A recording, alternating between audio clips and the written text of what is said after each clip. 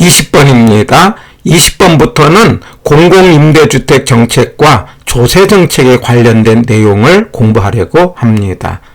20번에 공공주택이라는 것은요, 공공주택 사업자가 국가, 지자체 또는 주택도시기금의 지원을 받아서 공급하는 공공임대주택, 공공분양주택을 말한다. 이렇게 가볍게 용어 정리입니다. 이거 특별법에서 나오는 법에서 제공하는 용어예요. 그래서 공공임대주택, 공공분양주택이 있다. 자, 그런데 21번에 민간임대가 있어요. 그럴 때 민간임대는요, 임대사업자가 등록한 주택을 말하는데 두 종류가 있어요. 민간 건설임대가 있고요. 민간 매입임대가 있어요. 기존에 있는 주택을 이제 사가지고 임대로 하는 것을 매입임대, 건설임대가 있다. 이게 특별법에서 나오는 용어의 정의예요. 자, 이렇게 정부가 이제 공공임대주택을 공급을 하는데, 그러면 공공임대주택을 공급을 했을 때 그 영향이 어떤 거냐라고 할 때는 기본적으로 공공임대주택에 관한 내용이 나오면 시장을 둘로 딱 구분을 합니다. 자, 하나는 이렇게 나눠 갖고 이 부분을 공적 시장이라고 하고요. 또 한쪽은 사적 시장이라 구분을 해요. 그러니까 공적 시장이라는 것은 공공임대주택을 공급하는, 그러니까 LH가 공급하는 시장, 이걸 공적 시장이라고 하고, 사적 시장은 임대니까는요, 전세, 월세로 만들어진 시장을 사적 시장이라고 이해를 하고, 제가 그림을 이렇게 사적을 크게 그린 이유는 현실적으로 대부분의 임대 시장은 전세와 월세로 이루어지고 있지 않습니까? 해서 공적은 적고 사적이 대부분인 것이 현실이죠. 그런데 이제 정부가 임대 아파트를 공급을 한다, 이런 이야기예요. 그 이야기는 공적을 이제 늘려준다, 이런 이야기죠. 그래서 공적이 이만큼 늘어난다. 공적이 늘어난다. 그래갖고 이 공공임대 효과는요, 1번부터 6번까지의 과정을 이제 이해를 하시면, 이건 암기보다는 암기하지 마세요. 차근차근하게. 1번, 정부가 공공임대주택을 공급을 하는 거죠. 공급할 때는 이제 서민들에게 하는 거니까 상대적으로 낮은 임대료로 공급을 한다. 그러면 이제 2번에 가서 전세 월세 사는 사람들이 그 공적으로 임대 아파트 들어간다라는 거죠. 그러면 이제 세 번째 어떤 일이 생길까요? 전세 월세의 수요가 좀 줄겠죠. 그리고 수요가 줄으니까 네 번째, 전세 월세 임대료가 떨어지겠죠. 예, 이런 일이 생긴다. 그래서 여기까지 1번부터 4번까지를 단기 효과다 하고요. 예. 그래서 임대료가 떨어지니까 5번에 가서 공급이 줄겠죠. 임대사업자가 임대가 떨어지니까 임대사업 못하겠다, 이런 말이 나오겠죠. 공급이 줄었다라는 것은 공급의 변화가 생겼고, 수량 변화가 있다는 것은 장기로 가는 거죠. 그래서 공급이 주니까 그 다음에 임대료가 다시 올라가겠죠. 어느 시점에 가면은요. 그러면 1번부터 4번까지는 단기라고 하고 5번과 6번은 장기라고 한다면은 단기적으로는 양측의 혜택이 있다. 그 양측이라는 것은 공적과 사적 다 혜택이 있다. 그러니까 들어간 사람은요, 싸게 들어가서 이득이죠. 그 다음에 이제 안 들어간 사람은 어떤 일이 생깁니까? 임대료가 떨어져서 이득이다. 그래서 단기적으로는 공적, 사적 다 혜택을 받는다, 이런 이야기예요. 자, 그런데 장기적으로는요, 들어간 사람은 계속 싸게 들어가서 살고 있는데, 안 들어간 분들은 나중에 임대료가 올라가니까 결과적으로 장기적으로는 공적만 혜택이 있다, 이렇게 문제를 풀면 되는 거죠. 얼만큼이냐? 1번과 6번의 차익만큼. 처음에 들어간 사람은 1번 싸게 들어갔잖아요. 6번 다시 임대료가 올라갔잖아요. 결과적으로 차익만큼, 1번과 6번의 차익만큼 정부로부터 보조금을 받는 효과가 있다. 이런 정도로 한번 지문이 등장을 했어요. 이렇게 1번부터 6번까지의 공공임대주택의 흐름을 이제 이해를 하신 다음에, 그래도 조금 조금 이제 물어볼 수 있는 것이 주택량. 이 공공임대주택을 공급하면은요, 공적이 늘어나지만 사적이 줄죠? 예. 그래서 사적이 줄어서 전체는 뭐가 된다? 불변. 이 개념을 꼭 기억을 합니다. 다시요.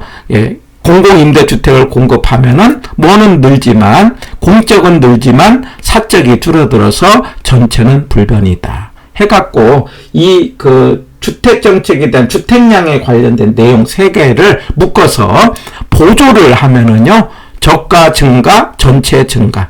왜냐면은 보조를 하면은 하향여과는 장기적으로 공급량의 증가, 이렇게 하자고 그랬죠? 그러니까 증가가 돼요.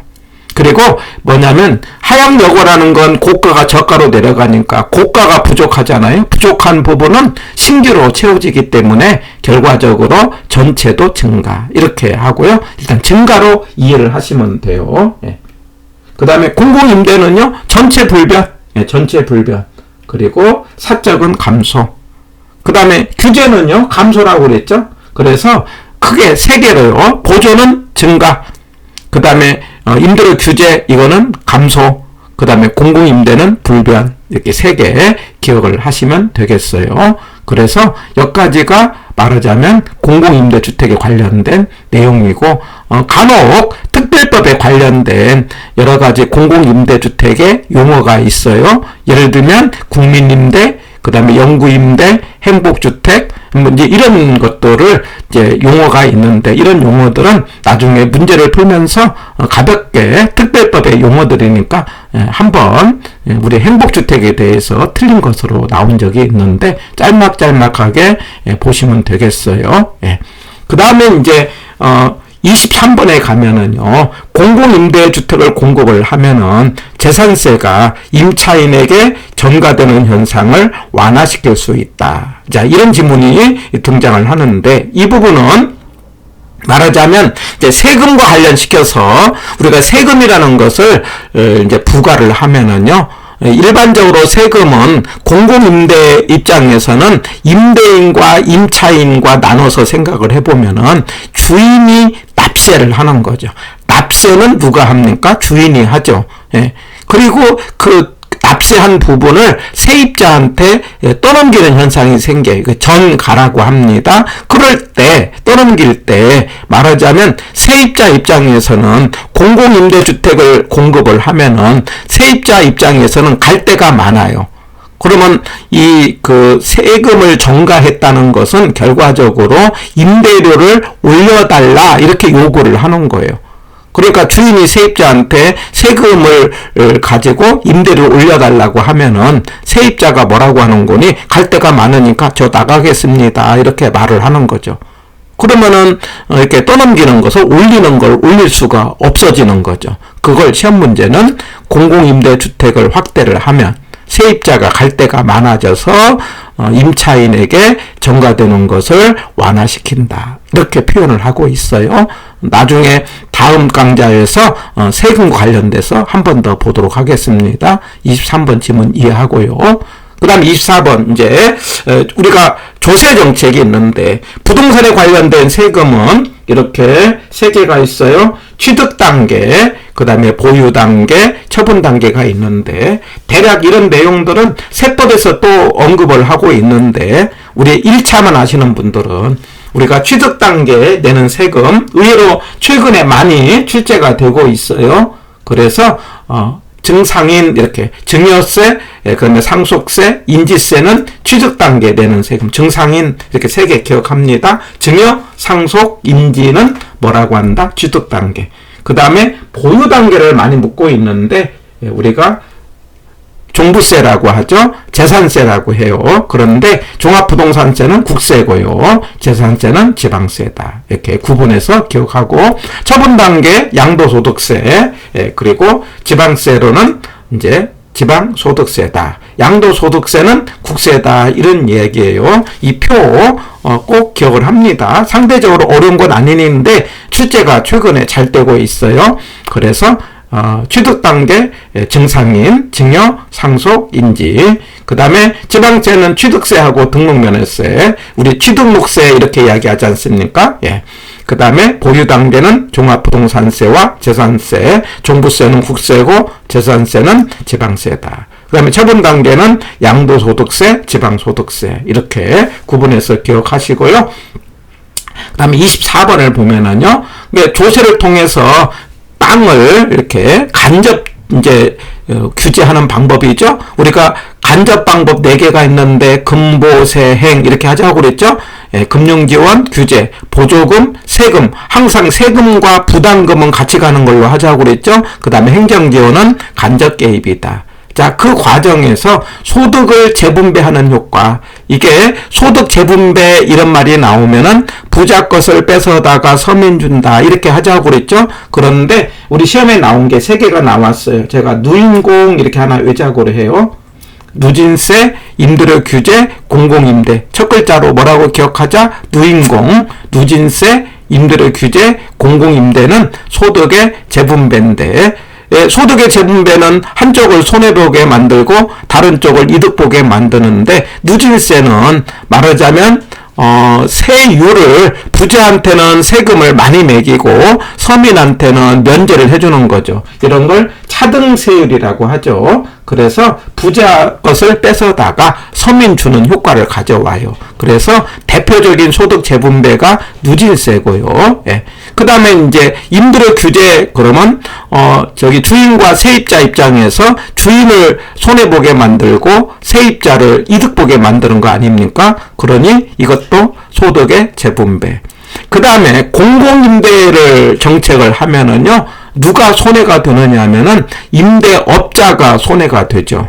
왜냐하면은 아까 임대료가 떨어진다고 그랬잖아요. 그러니 임대업자가 손해를 보게 만들고, 그 다음에 이제 공공임대 들어가는 세입자가 이득을 보게 만드니까 공공임대주택 정책도 소득의 재분배 효과를 가져온다. 그래서 소득의 재분배 그러면 3개 누인공 기억하고요. 또 하나 세금을 부과할 때 아까 차등세율 하는 걸 누진세고요. 누진세는 소득 재분배가 있다면은 똑같이 세금을 매기는 걸 비례세라고 합니다. 지문으로 일률적인 세 부가 이렇게 똑같이 매겼어요. 똑같이 매기면은요, 이걸 역진세 효과가 있다. 역진세라는 것은 서민의 부담이 커진다. 이렇게 이해합니다. 다시요. 역진세는 누구 부담이 커진다? 서민의 부담이 커진다. 이런 개념이 역진세인데, 제가 그 동창회비를 통해서 이해를 해보자고 그래요. 우리가 졸업한 고등학교에 우리가 장학기금을 위해서 일정한 금액의 회비를 이제 걷는다고 하자. 졸업생들한테. 그럴 때 똑같이 동창들한테 똑같이 회비를 걷는 것은 비례세죠. 비례입니다. 그랬더니 돈이 좀 적은 친구가 부담을 느끼는 거예요. 바로 그런 현상을 역진세라고 하죠. 그러니까 돈이 좀 많은 친구한테서는 회비를 많이 걷고 돈이 적은 친구는 회비를 적게 걷고 이렇게 차등으로 하는 거죠. 바로 이런 걸 누진세라고 하고, 이러면은요, 많은 친구가 적은 친구 몫을 대신 내주는 거죠. 이런 걸 소득의 재분배 이렇게 이해하시면 돼요. 그 다음에 양도소득세인데요. 양도소득은 양도 차익에 대해서 정부가 세금으로 이제 가져가는 것이 양도소득세인데, 이럴 때 양도소득세를 높게 매겼어요. 이거는 이제 불로소득적인 요소가 있기 때문에 이제 형평성을 위해서 높게 매겼어요. 그랬더니 어떤 현상이 생기냐면 안 판다 이거예요. 안 판다라는 것을 동결효과, 그러면 동결 어렵다. 이 말은 공급을 줄인다 이 말이에요. 그러니까 안 파니까 시중에 매물이 줄이죠. 그러면 가격이 올라갈 수 있다. 이렇게. 그래서 동결효과 이런 말이 나오면은 안 판다 이런 개념이고, 그러므로 가격이 올라갈 수 있다. 이렇게 문제를 풀어보시기 바랍니다. 여기까지 해서 조세와 공공임대 정리를 했어요. 지문으로 한 번 더 확인을 해보는 겁니다.